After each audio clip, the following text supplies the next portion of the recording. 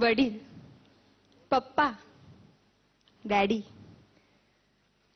बोलायला किती छान वाटतं नाही? पण आपण कधी कधी मुद्दामून जाणून बुजून बाप.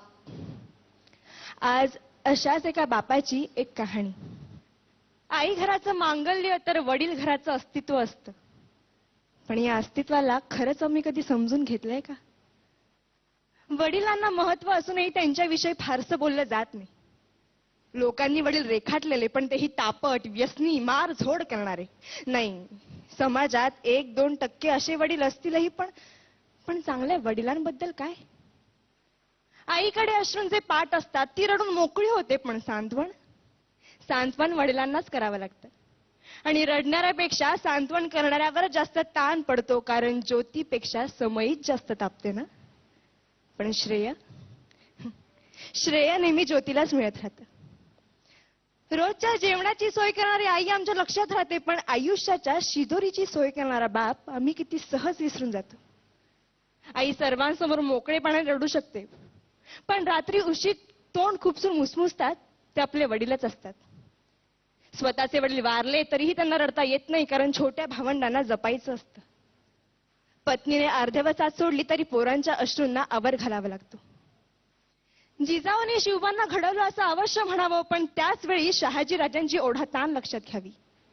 देवकी, यशोदेचं कौतुक अवश्य करावं, पण भरपुरात पोराला डोक्यावरून घेऊन जाणारा वसुदेव लक्षात घ्यावा.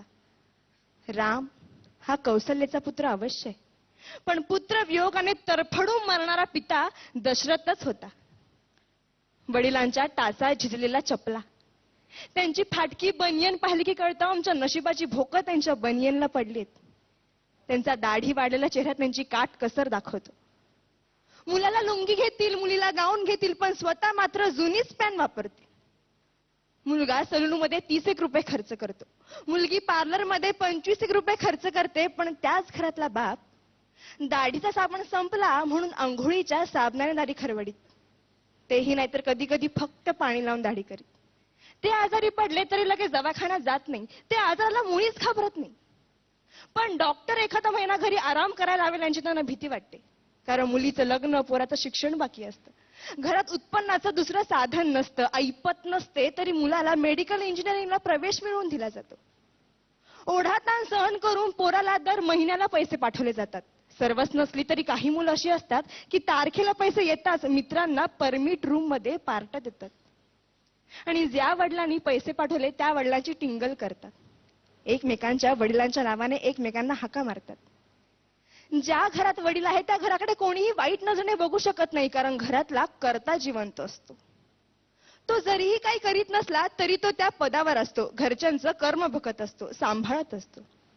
आई असण्याला अथवा आई होण्याला वडिलांमुळेच अर्थ असतो.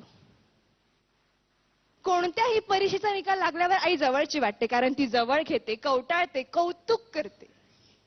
पण गुपचूप जाऊन पेढ्यांचा पुडा आणणारा बाप कोणाच्याच लक्षात राहत नाही. चटका बसला, ठेच लागली, फटका बसला तर आई ग हाच शब्द बाहेर पडतो.